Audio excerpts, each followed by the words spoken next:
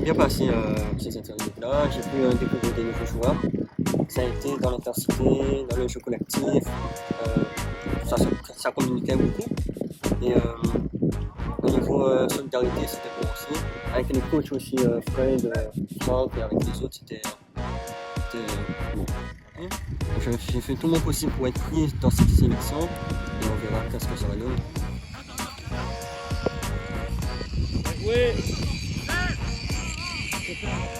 Le stage, il a bien commencé. La Guyane on était présent, on voulait montrer la Guyane, le potentiel de la Guyane. Après, malheureusement, on a eu quelques blessés en route. Mais sinon, les autres, on a continué à tout donner pour pouvoir faire partie, pouvoir bien représenter la Guyane. Et comme en Guyane aussi, il y a du potentiel, c'est que c'est pas exploité comme aux Antilles. Mais sinon, il y avait du niveau quand même. C'est bien, très bien. J'aimerais être pris dans la détection pour aller en France, pour jouer dans les interligues. C'était intense au foot et c'était vraiment bon. Le niveau d'ici, c'est un grand niveau au-dessus de Saint-Martin parce que Saint-Martin n'a pas d'école de foot, on n'a rien comme ça. Et notre coach, c'est les amateurs. Et ici, il y a des coachs qui ont appris ils ont plus de formation, des trucs comme ça. Et toi, t'as pas eu de mal, ça s'est bien passé globalement? Oui, ça se passait bien. Et j'avais du mal pour le premier match au début. Après, je me suis en sorti.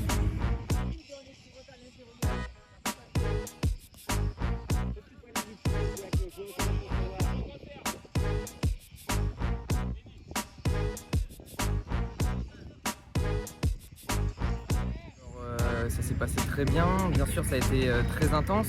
On est tous venus avec les mêmes objectifs, je dirais. On a donné le meilleur de nous-mêmes. On a essayé d'être bon dans le jeu, bon physiquement. On a essayé aussi de bien récupérer après les entraînements, histoire de bien être en forme pour le lendemain. Donc, ça a été très intense, mais bon, on a su surmonter cela et on va se reposer comme il faut maintenant. On a des membres du staff qui nous aident, je dirais, à aller plus haut, à avoir le plus haut niveau.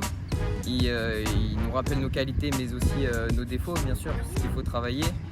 Et bien sûr, on veut aller plus loin. Tout le monde a un objectif d'être professionnel plus tard. Et sinon, continuer à travailler. C'est pas parce qu'on n'est pas, je dirais, pris ou pas que notre travail s'achève. Donc, on va continuer pour revenir plus fort. Quel bilan vous faites de cette session? Alors un très bon bilan parce que le niveau était globalement assez homogène. Il y a toujours quelques garçons qui sont au-dessus et d'autres un peu en dessous, mais par rapport à l'an dernier, puisque moi j'ai que 2 ans de recul sur ce territoire-là, j'ai trouvé qu'il y avait une densité de joueurs de qualité qui étaient capables de répéter en plus les efforts parce qu'on fait 5 séances en 3 jours et que c'est très exigeant. Donc souvent on voyait des bonnes choses le premier jour et puis après ça se délitait. Et là, on a été capable pendant 3 jours de répéter, donc c'était très bien. Et à l'intérieur de ce volume, il y avait de la qualité. On a vu des garçons qui, aussi bien dans le but que derrière ou devant, qui ont démontré des vrais potentiels. Est-ce que la sélection va être difficile? Est-ce que vous allez avoir du mal à faire le choix? Alors oui, ça va être très compliqué parce que l'évolution cette année, c'est qu'on fait une équipe de l'Outre-mer et pas une équipe des Antilles-Guyane. Donc ça veut dire que nous, on a un potentiel joueur au départ de 6 à 8 seulement. Et c'est vrai qu'au vu de ce qu'on a vu, il y a peut-être 3-4 garçons qui sont incontestables. Et puis après, les autres, ils pourraient, pour des raisons ou d'autres, prétendre à rentrer dans cette sélection. Mais il faudra qu'on fasse des choix. Donc comme on avait 2 années d'âge aussi, on doit tenir compte du fait que certains sont un petit peu plus âgés. Et bon, là, ça sera un choix difficile, je pense. Prochaine étape pour les garçons qui auront la chance d'être sélectionnés? Alors, on a 2 options. La première option, c'est si tout va bien d'un point de vue sanitaire, cette équipe Outre-mer sera constituée et jouera au mois de février un interligue en métropole contre les autres ligues. Si dans le cas négatif qu'on n'a pas la possibilité de malheureusement aller en métropole, ces meilleurs joueurs qu'on élargira un tout petit peu seront brassés avec les U15 de la génération, donc les 2006. Et il y aura un entraîneur national qui se déplacera sur site pour les observer lui et pouvoir relayer plus facilement au niveau national.